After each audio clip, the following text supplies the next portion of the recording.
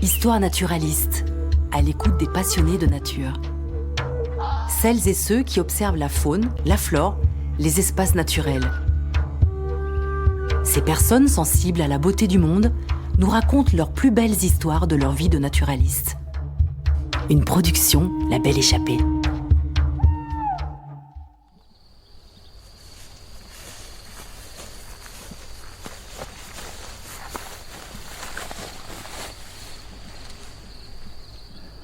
Là, on est environ à 1000 mètres d'altitude, en moyenne montagne. On a devant nous une forêt typique de cette moyenne montagne, une forêt tempérée. Alors certes, c'est pas de la forêt tropicale, mais c'est de la forêt tempérée qui justement a toutes ces belles caractéristiques de saison, de changement au cours de l'année. Et on est au printemps, avec toutes ces couleurs un peu vert clair des hêtres. Et on a aussi une ouverture, une prairie ouverte devant nous avec une petite mare. Donc c'est ce mélange entre forêt et espace ouvert, ça a toujours été des espaces qui m'ont intéressé parce que en fait c'est là que tu as la plus grande biodiversité, la plus grande vie en fait, c'est ces interfaces entre deux milieux. Et ça a toujours été quelque chose d'assez fascinant pour moi. La forêt, qu'elle soit tempérée, qu'elle soit tropicale, qu'elle soit boréale ou quel que soit le type de forêt, c'est l'origine de tout. Alors bien entendu, quand tu es à l'intérieur, ça peut faire un peu peur, c'est sombre, t'as pas beaucoup de lumière, mais la vie est permanente. Les arbres, c'est vivant. Un arbre est un être vivant, la forêt est un être vivant, les milieux sont des êtres vivants complets. Cet espace ici, c'est ce mélange des deux milieux, c'est un apaisement total. On est en connexion. On ne peut pas être autrement qu'en connexion avec la nature ici. C'est pas possible. En fait, je ne peux même pas m'imaginer qu'on ne soit pas en connexion. Il y a des naturalistes discrets qui se cachent presque. C'est le cas de Yann Petrucci, qui ne parle jamais de son travail dans la nature. Ingénieur forestier dans les forêts tropicales, Yann brouille les pistes en dehors de toute définition du naturaliste. S'il n'étudie pas une espèce en particulier, il a bien une perception complète, une vision globale des écosystèmes naturels. Que ce soit dans les forêts amazoniennes, d'Amérique centrale, ou du bassin du Congo, ces voyages professionnels sont riches en sons et en émotions.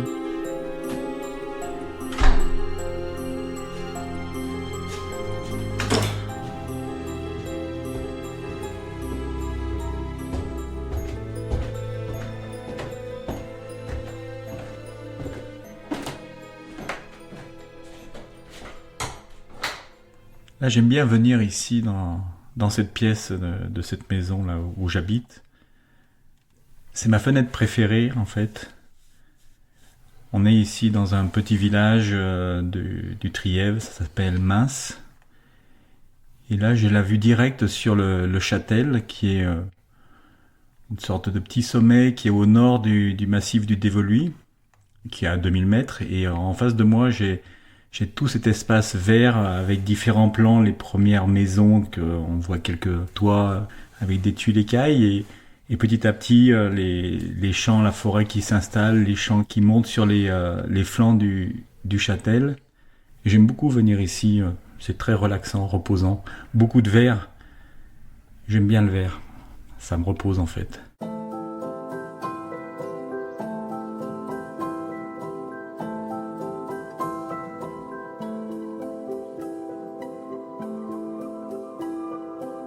En fait, je suis un citadin à l'origine.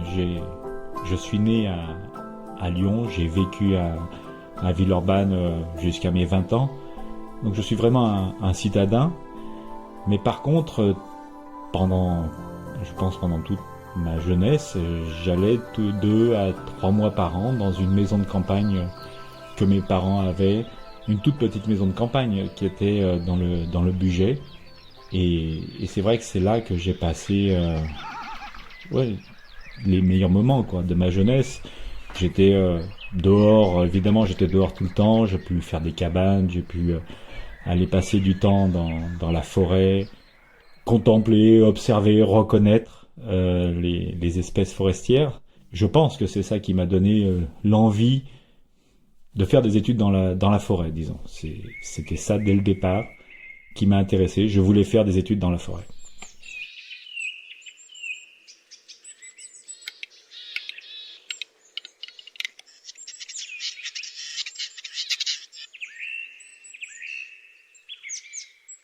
Et donc, oui, cet intérêt pour la nature, en fait, ça m'est venu naturellement.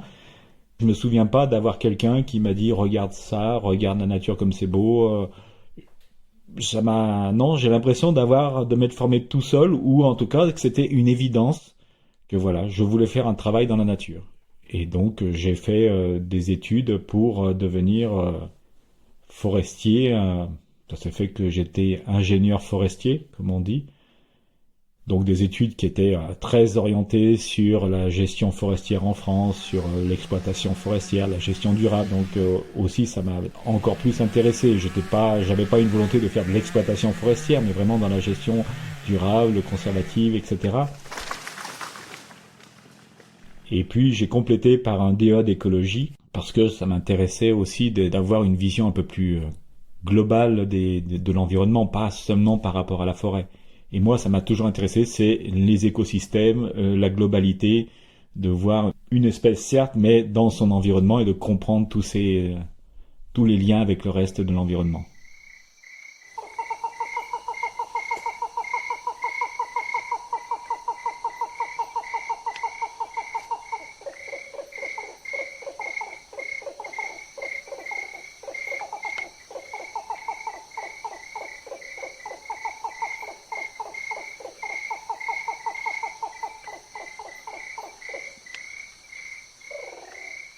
Dès la fin de mes études, je suis allé travailler je suis tout de suite allé dans les zones forestières tropicales, mais plus pour travailler sur la durabilité, maintenir des écosystèmes, tout en faisant que ces écosystèmes puissent servir dans une certaine mesure à l'être humain pour de la production, etc., mais toujours dans de la gestion durable.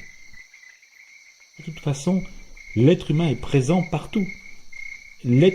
Où que tu ailles, tu vas au fin fond d'une forêt tropicale, quelle qu'elle soit, tu vas avoir des impacts humains. Des recherches ont montré que dans le bassin du Congo, il y a 1000 ans, 2000 ans, on retrouve dans le sol, au milieu de la forêt tropicale, des reliques d'espaces humains qui ont été abandonnés, etc. Partout. Donc c'est un mythe de se dire que l'être humain est complètement détaché de la nature et n'a rien à voir, ou ça n'existe pas.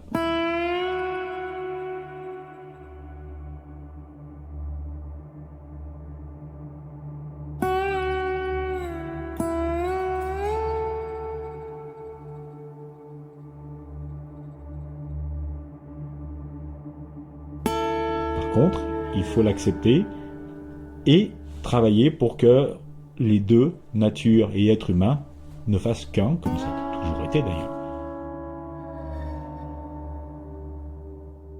Ce concept de nature, c'est vrai que c'est certain que c'est un concept qui a peut-être été élaboré dans la société occidentale. Quand tu es avec des peuplades, des communautés qui y vivent en permanence, il n'y a pas de concept de nature. Comme nous, on se balade dans une ville, ces gens-là se baladent dans la forêt, dans leur milieu, sans se poser la question de savoir qu'ils sont dans la nature. C'est leur maison, c'est chez eux.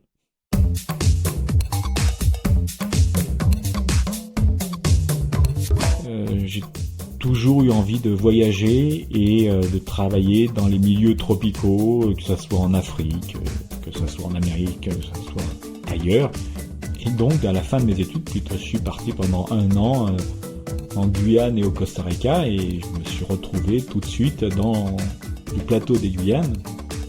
Donc voilà, me retrouver dans ce milieu vert. En fait, c'est ce qui me vient à chaque fois que je suis en zone tropicale. C'est le vert. C'était pas un enfer.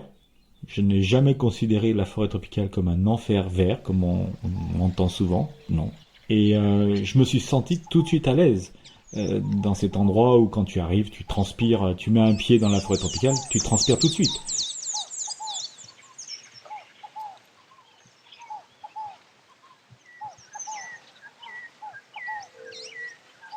Mais voilà, ça ne m'a jamais gêné d'avoir cette transpiration, d'avoir à dormir dans cette forêt la nuit, dans un hamac, passer des nuits dans le cadre du travail, des recherches. C'est une perception sensible dans le sens où c'est global, c'est-à-dire que tu te retrouves en forêt tropicale, tu as tout ça en même temps, quoi. Quand on est sur le plateau des Guyanes, en Amazonie, on a ces flashs des papillons, le morpho, c'est ce papillon bleu qui flash au milieu de la forêt. C'est extraordinaire. Et j'ai par exemple en tête ce moment où tu descends cet espace sur une pirogue, au milieu de la mangrove. Et ce que tu vois, eh ben, c'est des vols d'ibis rouges. Et encore une fois, c'est de la couleur, c'est des flashs rouges, tac, tac, tac.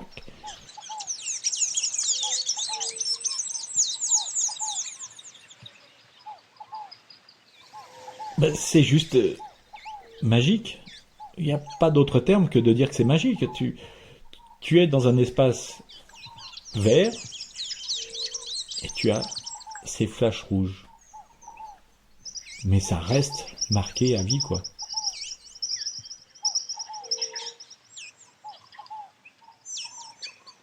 Donc après la Guyane, je me retrouve au Costa Rica. Je faisais un travail sur la forêt tropicale et sur ce qu'on appelle la banque de graines du sol. C'est-à-dire savoir ce qu'il y a dans le sol de la forêt tropicale, voir ce qui pousse.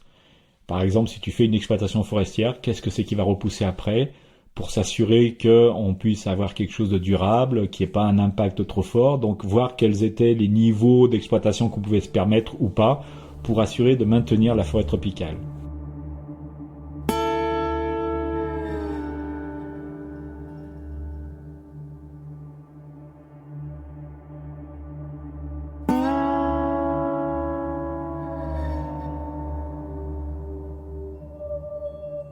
Un week-end, je me dis, tiens, si j'allais, j'étais tout seul, j'étais jeune, si j'allais monter sur le volcan Turrialba qui était à côté de l'endroit où j'habitais, et je me dis un samedi, allez,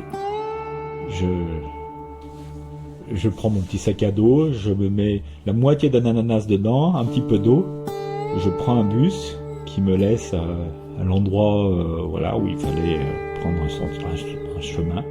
Plus tu montes, tu traverses les forêts de montagne, ces ghost forests comme on les appelle en anglais, donc tu vois avec tout ce qui pend, voilà, toute cette végétation luxuriante qui pend, etc. Et je me retrouve le jour commençant à diminuer, et la pluie qui tombe, et puis la forêt se dégage, et je tombe sur une sorte de prairie d'altitude, et là tu as une maison, une petite ferme. Donc j'arrive le soir, je vais toquer à la porte, il y avait une lumière à l'extérieur, et un homme qui sort, que je lui parle, je lui dis est-ce que je peux passer la nuit sur le porche de la maison là, parce qu'il pleut, que c'est pas très agréable. Il me dit non mais il n'y a pas de problème, on va te mettre dans la grange là, juste en face. Et je crois que ça a été une des nuits où j'ai eu le plus froid de toute ma vie. J'étais habillé en t-shirt avec mon petit poncho, mais j'ai eu froid, j'ai pas pu dormir une seule seconde.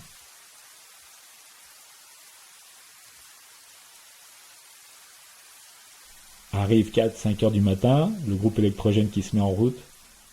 Je suis avec cet agriculteur, avec ce paysan qui est là. Et je lui demande comment on fait pour aller jusqu'au sommet, donc il m'indique le sentier. Et je me retrouve au sommet à quasiment 6 heures du matin. Et là, tu as le soleil qui se lève sur l'Atlantique, et de l'autre côté, tu vois le Pacifique quasiment. Et tu t'assois, et t'as juste à contempler. T'as tout l'espace sous toi, t'as les nuits. C'est juste, encore une fois, spirituellement extraordinaire. C'est la nature, mais tu es dans un état autre, quoi.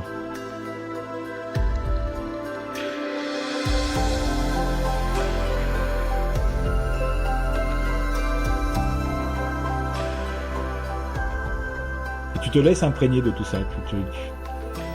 Tout ça, ça rentre en toi, ça te forme petit à petit, ça te modèle.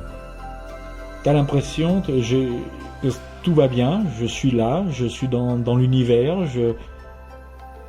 tu es dans un espace naturel. Et ça, c'est ce qui m'a construit en fait. Et je pense que c'est à ce moment-là que j'ai compris pourquoi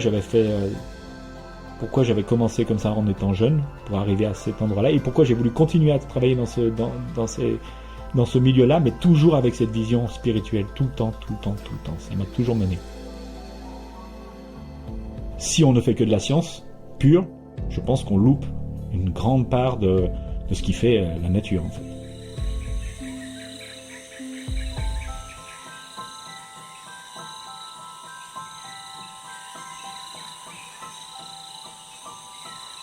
Tu es dans le bassin du Congo, donc en Afrique centrale, le deuxième plus grand massif forestier tropical du monde après l'Amazonie. Là-bas, tu as des gros animaux. Quand tu marches dans la forêt, et j'avoue que c'est ce qui me stresse le plus, c'est de me retrouver face à des éléphants de forêt. Les éléphants de forêt, c'est pas des éléphants de savane, les plus gros éléphants de savane qu'on voit avec des grandes oreilles, etc. Ils sont plus petits. Plus petit, ça veut quand même dire 3 mètres d'eau au minimum, hein, c'est pas non plus tout petit. En forêt, tu les vois pas. Un éléphant de savane, tu le vois. Un éléphant de forêt, tu ne le vois pas à 5 mètres. Tu peux l'entendre, s'il fait un peu de bruit, et pour avancer dans la forêt du Congo, souvent ce que tu fais, tu suis les traces des éléphants. Parce qu'ils ouvrent l'espace devant eux, donc c'est plus simple pour avancer, évidemment.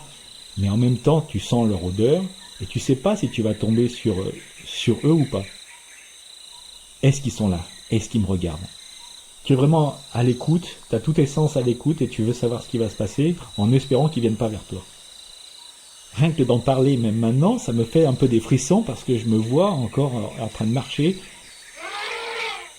J'ai eu quand même des amis proches qui se sont fait attaquer par des éléphants de forêt et rentrer dedans, piétinés. J'ai eu des personnes avec qui je travaillais qui sont mortes, écrasées, tuées par des éléphants de forêt. Donc c'est un vrai risque. Tu peux être menacé dans ce milieu-là, mais c'est que tu es confronté à des animaux, à des espèces qui sont loin d'être bêtes. C'est des animaux intelligents. T'es quasiment rien quoi dans ce milieu-là. Eux, ils sont chez eux. Toi, tu fais que rentrer dans leur espace, et c'est toi qui es le risque pour eux en fait. Eux, ils font que pas se défendre, mais voilà, tu dois rester à distance, tu dois toujours faire attention.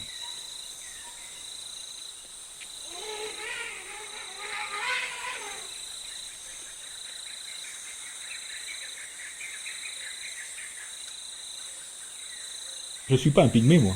Je suis pas un pygmée de la forêt tropicale africaine. Je suis pas chez moi. Je viens en tant que visiteur, si on peut dire. Donc, rester humble, ne pas s'imposer, que ce soit auprès des éléphants et même auprès des pygmées, même si ça peut paraître étrange de mettre les deux sur le même plan, mais ils sont tous les deux dans les mêmes milieux, dans les mêmes espaces. Donc, rester humble, c'est eux qui savent. Et là, on se met sur le qui-vive, on attend est-ce qu'ils vont venir vers nous? Est-ce qu'ils continuent là-bas? Est-ce qu'ils sont en train de s'éloigner?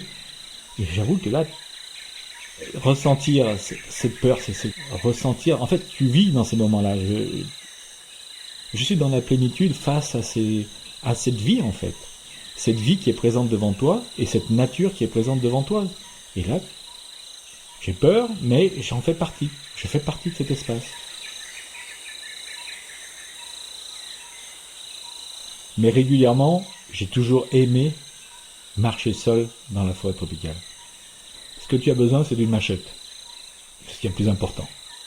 Et là, quand tu es tout seul, je me souviens d'une fois où c'était en République centrafricaine, dans des endroits vierges. C'était vraiment de la forêt vierge à cet endroit-là.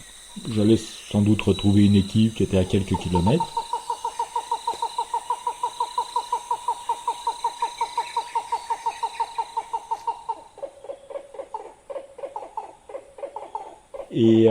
Et je tombe sur des touracos géants. Les touracos géants, c'est ces oiseaux du bassin du Congo qui sont des gros oiseaux bleus vifs. Ils étaient au sol en train de manger des fruits. Et il y en avait, 4, 5, 6. C'est un animal assez emblématique de la forêt congolaise. Il crie souvent le matin à 6 heures et le soir à 6 heures du soir. Si j'avais été en groupe, jamais je les aurais vus. Et encore une fois, la couleur, le bleu au milieu de ces forêts vertes. Encore une fois, c'est extraordinaire. En fait, tu sais jamais ce qui va se passer. Tu avances, tu as ta machette, tu coupes par-ci, par-là, quelques branches pour avancer plus facilement. Est-ce que tu vas te retrouver face à quel type d'animal? Un serpent qui va être là ou pas? Il n'y en a pas non plus une multitude. Mais de temps en temps, tu vas avoir un python, un petit python. C'est pas les gros pythons qu'on peut voir dans certains documentaires. Tu vas voir un python passer. Bon. Voilà, il passe. Il s'en va. Il n'est pas en train de t'agresser ou quoi que ce soit. Il passe. Et tu entends tous ces bruits. Il y a les bruits, il y a les oiseaux qui chantent. Et tu vas voir des chimpanzés. Ça arrive de voir les chimpanzés comme ça. Parce que souvent, les chimpanzés sont un peu dans les frondaisons au-dessus. Et même à la limite, si tu les vois pas, c'est pas ça le problème. C'est que tu entends. Ces bruits partout. Tout le temps, il y a des bruits. Tout le temps. Tu dors en forêt tropicale, c'est une multitude de bruits. En fait, je me demande même comment on fait pour dormir dans la forêt tropicale, tellement c'est bruyant. C'est assez impressionnant. Et parmi les bruits qui sont extraordinaires, tu vas avoir la cigale. Ça a l'air de rien, la cigale, on dit. Oui. La cigale, on en a partout dans le sud de la France. Mais dans les forêts tropicales, c'est des cigales qui sont stridentes et des bruits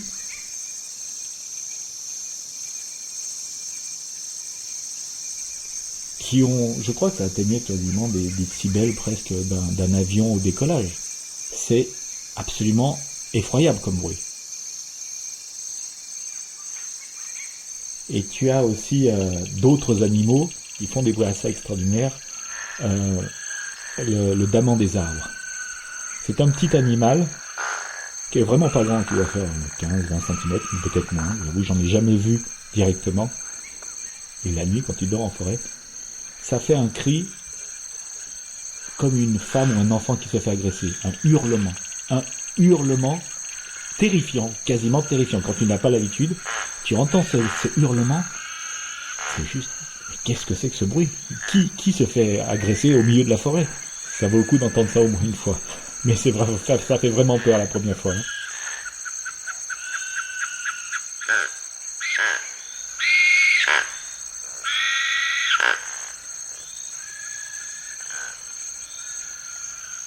Le plus extraordinaire pour moi reste quand même la première rencontre avec des gorilles. Des gorilles de plaine, hein, dans cette zone de l'Afrique, c'est en République centrafricaine, c'est des gorilles de plaine. C'est pas les gorilles de montagne dont on entend souvent parler, qui sont dans l'est de la RDC en Ouganda, qui sont plus faciles à habituer. Il y a plusieurs groupes qui sont habitués, et les touristes peuvent aller les voir.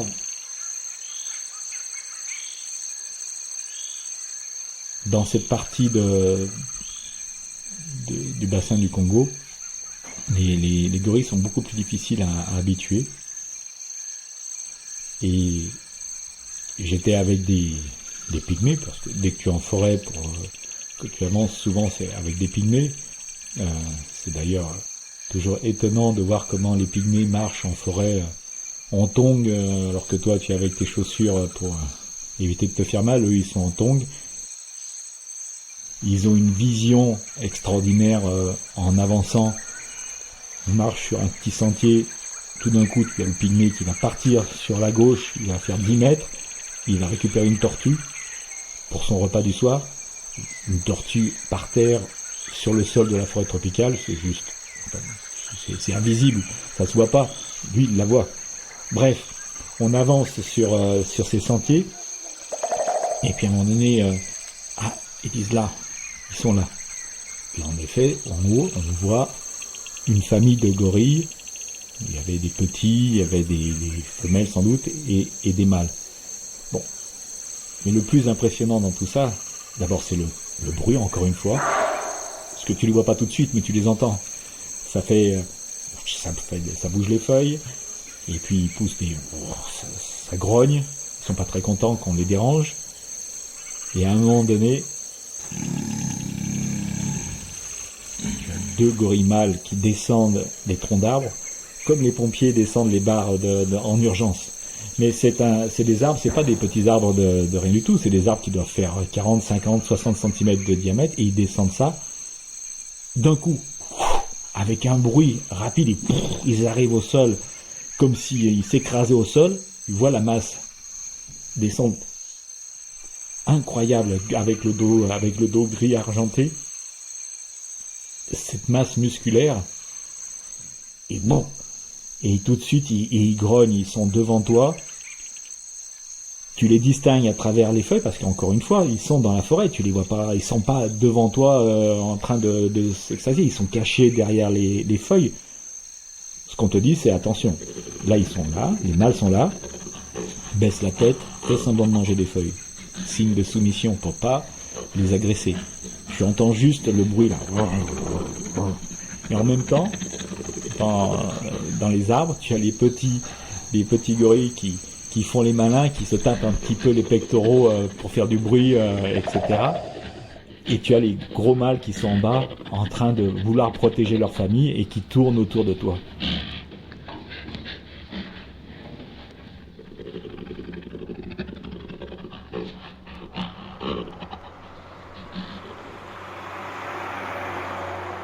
Ce face-à-face, tu l'as à différents moments, mais même quand tu es sur une piste forestière, tu es dans ta voiture, simplement ça.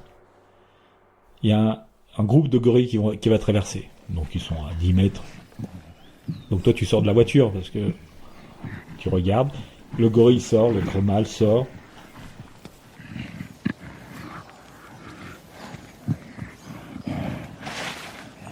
Il s'assoit. Il reste là en train de regarder où tu es. Et puis toutes les femelles et les petits passent, traversent. Lui il reste là, il regarde toujours, assis tranquillement, hein, il est pas du tout agressif, il est juste là pour s'assurer que tout se passe bien, personne ne va les attaquer. Une fois que tout le monde est passé, il te regarde une dernière fois et il part. C'est tout.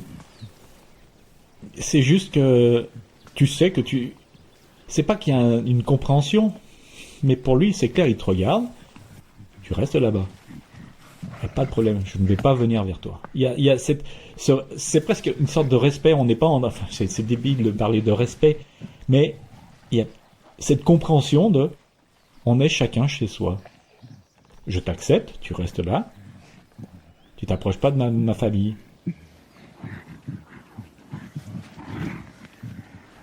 Je préfère ça, ces moments qui sont fugaces, ces moments qui sont sauvages, que ces moments d'habituation où tu peux aller vers un groupe de gorilles qui a été habitué à l'être humain. Mais cet aspect de sauvage de dire, t'approches pas, tu vois, c'est dans la réalité, quoi. Ils n'ont pas été touchés par l'être humain. Ils n'ont pas été formés pour accepter l'être humain. Et là, tu es dans une vraie réalité de la nature, du monde sauvage.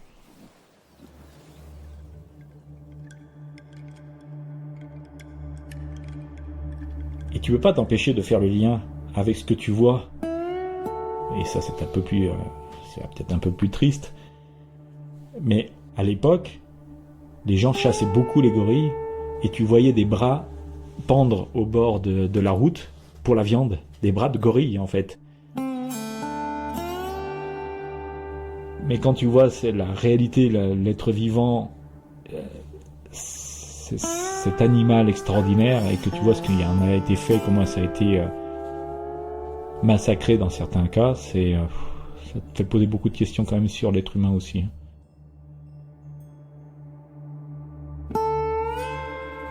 Je trouve que là, il y a quelque chose qui va pas, quoi. C'est pas normal qu'on chasse un gorille, en fait. C'est comme si on chassait des hommes, quoi. Et c'est extrêmement troublant, quand même. Face à un gorille, t'as l'impression d'être face à un être humain, en fait. Tu vois presque le regard qui est qui exprime des choses. C'est peut-être ce regard qui fait que je me sens proche des gorilles. Pourtant, ces regards, c'est rarement à 1 mètre ou 2 mètres, c'est jamais à ce niveau-là, hein. Je dirais presque que c'est comme si on se reconnaissait, en fait. Tu vois, moi j'ai l'impression de le reconnaître. Je me sens plus proche d'un gorille que d'un chimpanzé, par exemple, en fait. C'est bête, mais je trouve que le gorille, il y a une intelligence, et en plus, je ne sens pas de violence chez le gorille. Et c'est pour ça que, pour moi, le gorille reste l'animal le plus extraordinaire que j'ai rencontré, en tout cas. On a quelque chose en commun. C'est pas une question d'espèce, c'est pas un grand singe où l'homme descend du singe, etc. C'est que là, tu es au cœur du lien avec la nature. Tu en es plus conscient. C'est plus facile d'en être conscient avec un gorille que d'avec un arbre.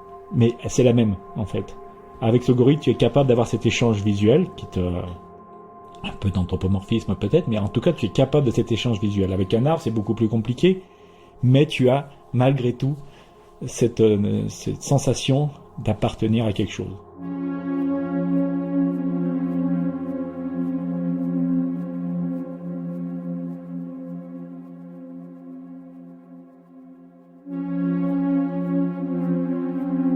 C'est de l'animisme, c'est-à-dire le lien avec ces esprits, entre guillemets. L'aspect spirituel, pour moi, c'est plutôt l'aspect esprit. Et tu rentres en connexion avec l'esprit du vivant. Mais tu l'as avec tous les êtres vivants que tu peux rencontrer dans la nature. Quels qu'ils soient d'ailleurs. On fait souvent le lien avec l'animal. Un lien avec l'animal, mais en fait, le lien avec le végétal, on n'en parle pas suffisamment, je trouve. Alors que c'est, à mon avis, la base, en fait. Mais même le minéral en est vivant. C'est cet ensemble avec lequel on est en connexion.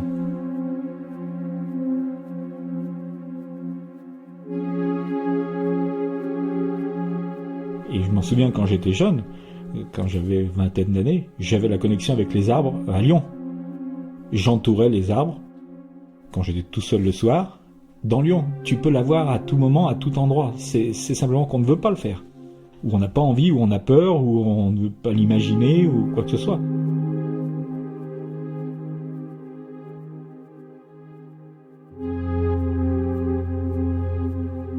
Tu peux pas être plein, tu peux pas avoir un sentiment de plénitude, tu peux pas être plein, tu peux pas être toi-même si tu n'as pas cette connexion, la nature au sens large. Si tu n'as pas la notion de cette connexion avec l'univers, tu n'es pas plein, tu es vide. Alors certes, tu peux vivre, tu peux faire plein de choses, mais tu restes au fond de toi vide. C'est cette connexion qui te permet d'avoir la vraie vie et d'être vraiment plein. Et quand j'y pense, ça fait 35 ans que je travaille dans ce milieu, 35 ans que je travaille dans les zones tropicales. Et quand je reviens un peu en arrière, quand j'étais jeune, j'ai toujours eu un peu ce dégoût de l'espèce humaine. Je parle pas des gens, des personnes. Quand j'étais petit, ça me traumatisait de voir ce que l'espèce humaine faisait à la nature en général.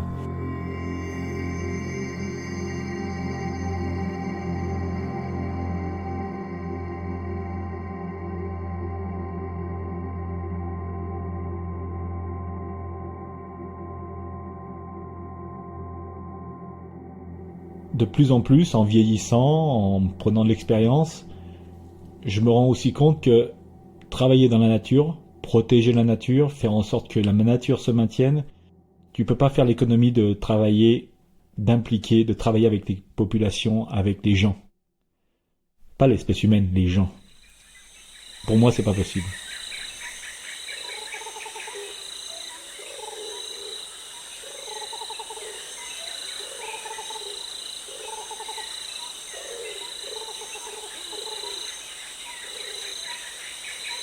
Si on ne met pas les jeunes en contact avec la nature, je pense qu'on va vers une société qui est mal barrée, clairement. Donc il faut les mettre en contact avec la nature, quelle qu'elle soit, même si c'est en vide, c'est fondamental. Je pense pas que ce soit la direction vers laquelle on tend. il faut pouvoir les mettre en contact avec tout ça, et le peu d'expérience que j'ai, ou des jeunes voilà, qui viennent de la ville, qui se retrouvent dans des espaces naturels, en fait, ils évoluent, ils changent, ils se sentent mieux en fait. C'est ça l'avenir, mais est-ce qu'on y va ?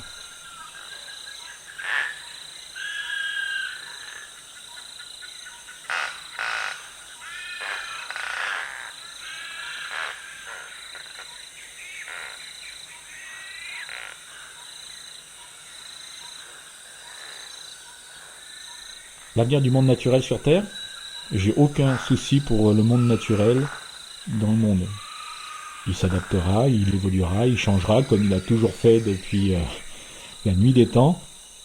À long terme, l'espèce humaine va disparaître comme de multiples espèces, donc il n'y a aucun souci pour la nature. C'est nous maintenant, qu'est-ce qu'on veut en faire maintenant ? C'est pour nous. Si on veut en faire partie ou pas. Ça, c'est notre choix, hein. Si on veut faire partie de la nature, c'est notre choix. La nature continuera avec ou sans nous.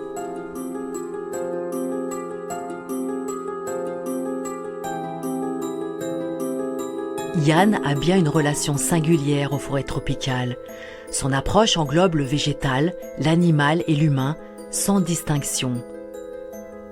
La rencontre des êtres vivants sont des expériences sensorielles qui le marquent profondément et pour toujours.